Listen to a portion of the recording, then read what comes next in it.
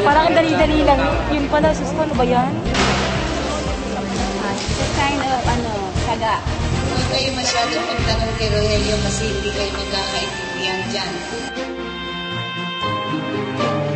Biyernes, dala nyo nang nakalagay lahat ng gamit niyo sa loob.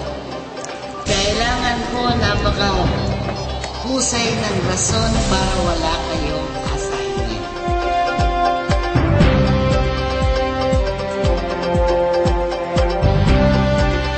Ay, maganda. Para may magamit na ako. Lagay ng gamit ko.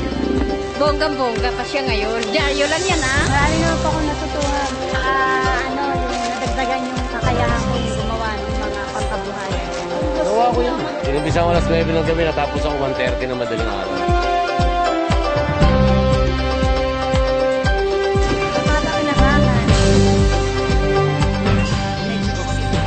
Ayoko pag sinabi kong okay na okay. Lalaki ulo.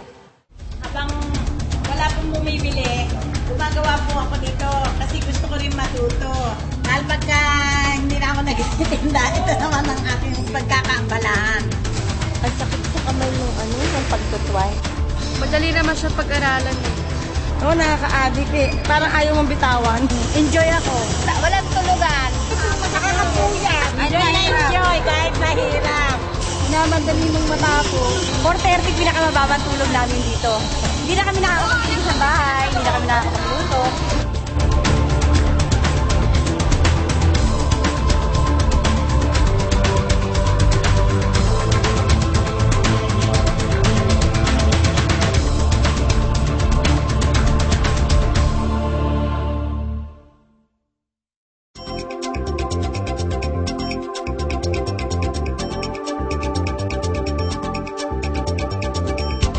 Hindi ako late, ah.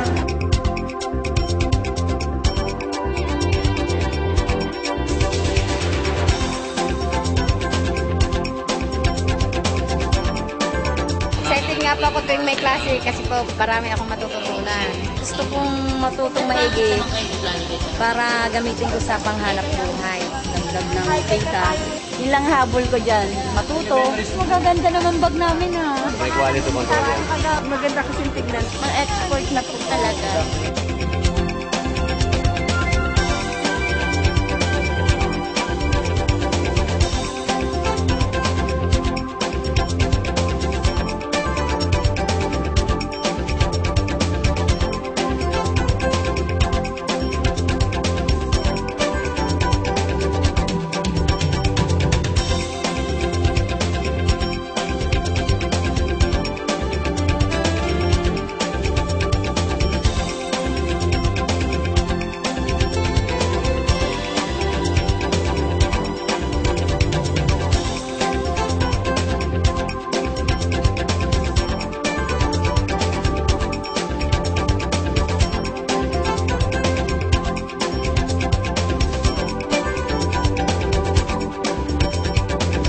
Hindi ka mabibigo. Malaking magagawa niyo mga yan. Tayo lang dalawa magandang humor. Tapos interesado kasi wala pang oras, nandyan na, wala lang nahuhuli. Yung misis mo na lang yatang nahuhuli.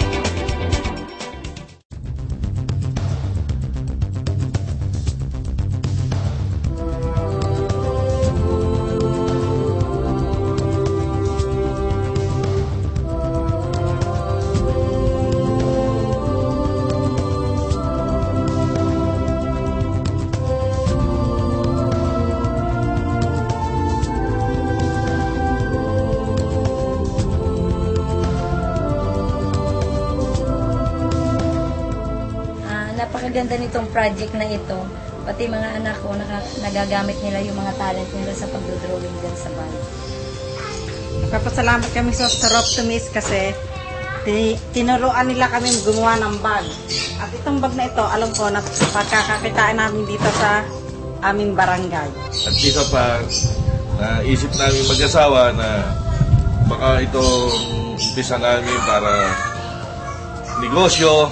Oo, nagpapasalamat ako na malaking bagay sa akin to. Isang daan para magdagdag kabuhayan namin.